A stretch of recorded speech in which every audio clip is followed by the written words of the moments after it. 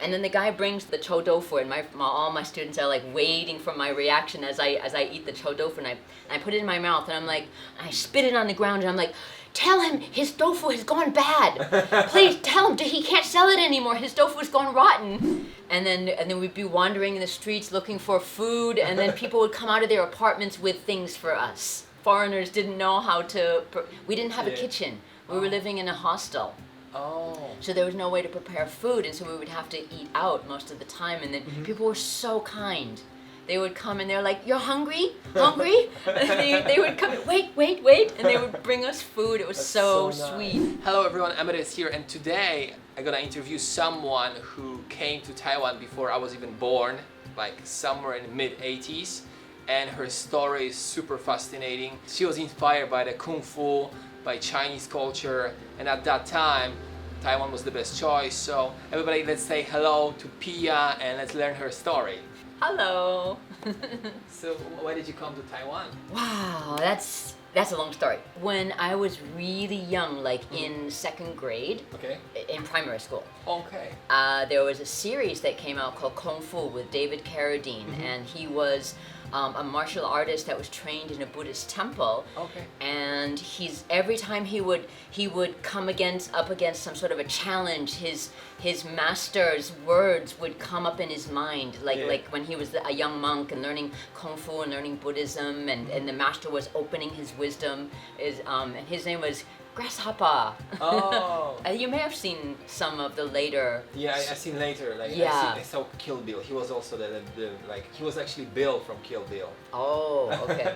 Actually, a lot of the people who came in the 80s were inspired by the Kung Fu series to come and learn and find martial arts or spirituality or Buddhism, Taoism, those kinds of things, because just so his like calm and peaceful character, and then like when somebody challenged him, his Kung Fu would come out and he would just like totally control the situation, but with just the right amount of strength and then compassion, and then teaching whoever he was trying to subdue. At that time, everything was made in Taiwan.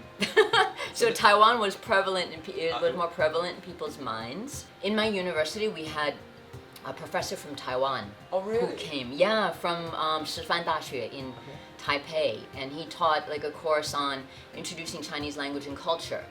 And that was just wonderful to look at how the writing went from the pictures to the writing that it is now, and the radicals and the meaning within it, and it's just so fascinating. And he would talk about I Ching and Chinese medicine and all these really cool things, and just made me so excited to come and learn about Chinese culture and delve into these mysteries, So once you arrived in Taiwan, that was like in 80s? Yes. 80s. So how was Taiwan back then? And was it like any cultural shock to you? Of course, my goodness, it was so different. Really? Yeah, it was so different. At the time, it was still under martial law. So at night after 11, there was a curfew. So you couldn't go out after 11, and every Monday afternoon at 4, I think, there was an air raid drill. And so, like every Monday for about 15 minutes. This is what they do now, but like once a year, right? Yeah. Oh. Yeah, it was once a week.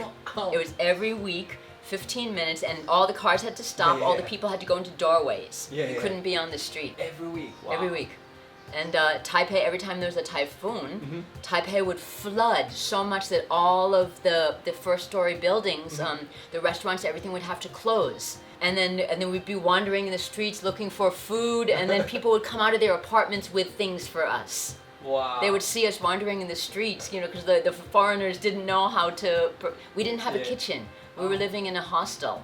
Oh. So there was no way to prepare food, and so we would have to eat out most of the time. And then people were so kind. They would come and they're like, "You're hungry? Hungry?" And they would come, wait, and they would bring us food. It was so nice. sweet.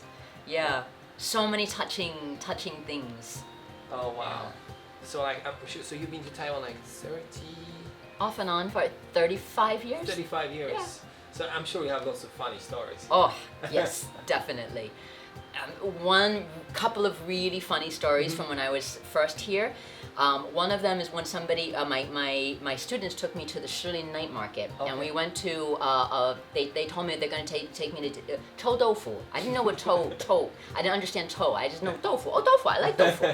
So we go to the stall, and we are upwind of it, and the wind is blowing that way, so I don't smell it. And then the guy brings the chou tofu, and all my students are like waiting for my reaction as I eat the chou tofu, and I put it in my mouth, and I'm like, I spit it on the ground, and I'm like, tell him his tofu has gone bad. Please tell him he can't sell it anymore. His tofu has gone rotten. I think this is Taiwanese love to do it, like stop foreigners. But I did the same to my family when they were here. Oh yeah. One of my really funny stories about also tofu, but this time it's tofu ru. So I went with Zhou Tuan up to Hehuanshan, and we had like a traditional breakfast with a porridge, and then there was like all these little things, peanuts and little thingies, and there's this little plate with 3 pieces of tofu, and I'm like, how cheap. 6 of us and 3 little pieces of tofu, and nobody was touching it. So I took a piece of the tofu and I put it into my bowl, and everybody's eyes went, and then they're like, "Did you eat that before?" I'm like, "Yeah, it's tofu roux. You ate it before? Tofu? Yeah, tofu. No, not tofu. Tofu roux." And I didn't hear the roux. I just heard the tofu, and I put the whole thing in my mouth at one time, and everybody's eyes got it. And people were looking away. People were like, were like running away. And I put the whole thing in my mouth, and I'm just like, what is this? I ate 2 bowls of rice porridge so fast. Everyone was laughing hysterically. I'm like, okay, it's not tofu. What is it? Tofu roux. Okay. Is this like a fermented or very spicy one? Yes. Yeah. I think I tried that. It was not good. It's like creamy and stinky. It's like the blue cheese of tofu. Oh, I might like it though. Yeah? You're supposed to take little bits. Yeah, and from like 80s till now, you all the time in Taiwan, right? Most of the time. No. I've lived in Hong Kong for quite some time. I lived in mainland China.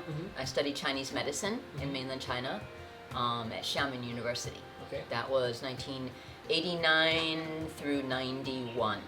And how do you compare those places? I speak Chinese, so when you're interacting with people, the interaction is at a much deeper level than with most people who are just traveling, who didn't have that access. And plus, like, when I was studying, all of my classmates were I was the only Westerner. Oh, really? I think till now, to ever go through the Chinese medicine program at Xiamen University. Yeah, I remember that like most people go to Shanghai or Beijing or whatever, but the program at Xiamen, I was the only Westerner. Like when you're learning something in Chinese together with Chinese people or whatever, the conversations, all of the walls break down. Yeah. It's very different interaction because Yes. like you are one of them, not like outsider anymore. Yeah. I also lived in the Philippines for a while. I had some Filipino friends, and it was really interesting. I came back because my martial arts teacher, I had started learning with this really wonderful martial arts teacher, and when I was in the Philippines, I was there with a few classmates, and at one point I started to get homesick for Taiwan. I would have like the flavor of tea in my mouth, oolong tea, and I'd be like, I haven't had oolong tea, and then I was thinking of my martial arts teacher, and I was thinking, oh, I have to go back and continue learning. Yeah. I see.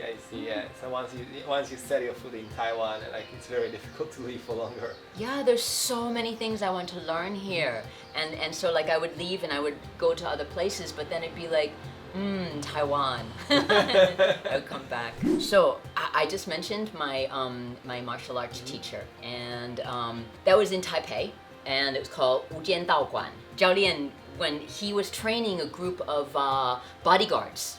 So he asked me, because he know that I'm a Buddhist and I'm practicing, and I practice meditation, and for him, martial arts is together with internal practice. So you need to practice your calm so that you're in control when in your martial arts.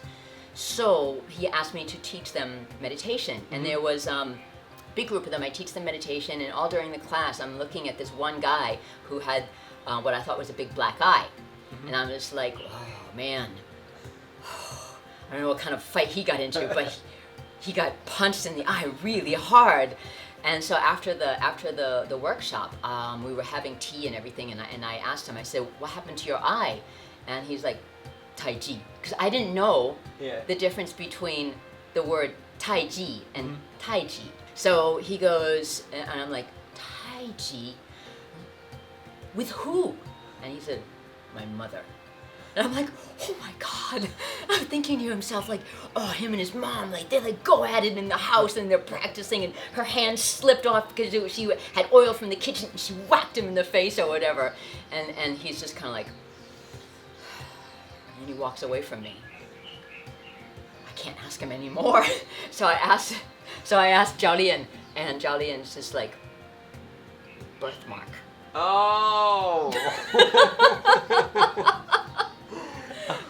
You need to learn tones. If you study Chinese, tones are very important. If you want to find Pia and learn more about her teachings, her workshops, and meditation, where should you go?